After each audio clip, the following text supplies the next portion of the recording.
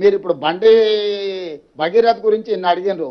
KTR బావమార్తి form హౌస్లో డైరెక్ట్గా drugs తీసుకొని దొరికితే ఎందుకో కేటీఆర్ మా బావమార్తిని ఒంగబెట్టి పిల్లలు వాళ్ళగొట్టని పోలీస్ స్టేషన్లో పోయి కోదండం ఎక్కించండి అని ఎందుకో చెప్పలేదు. మా బావమార్తి దీపావళి పండుగ చేసుకుంటుండు, చిచ్చుపుట్ల బదులు సారా బూట్లు పెట్టుకున్నాడు. మా బావమార్తి బతిపూల బదులు గంజాయి పూలు లేకపోతే కొకేన్ పెట్టుకున్నాడు. మీరు ఎట్లా అరెస్ట్ చేస్తారని బయటకు వచ్చి మాట్లాడాను కదా. ఈ సిగ్గులేనోడు మరి బావమార్తి ఫామ్ హౌస్లో డ్రగ్స్తో దొరికితేనేమో కేసు కాదు, ఇంకో ఎమ్మెల్సీ కోడి పందాలతో దొరికిండు, దాని మీద లేదు. ఇవాళ నేను చెప్తున్నా అధికారికంగా, దుబాయ్లో చనిపోయిన కేటీఆర్ మిత్రుడు ఆర్థిక లావాదేవీలు వాళ్ళ ఎమ్మెల్యే ఎక్స్ఎమ్మెల్యే వాళ్ళ ఫామ్ హౌస్లో డ్రగ్స్తోని పోలీసుల మీద కాల్పులు చేసి దొరికిండు.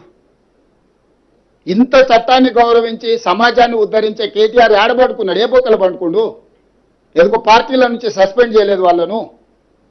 అసలు ఎంత సిగ్గులేని తనం, బర్తగించిన తనం, ఇంతకంటే సిగ్గు తప్పినోడు ఎవడన్నా ఉంటాడా?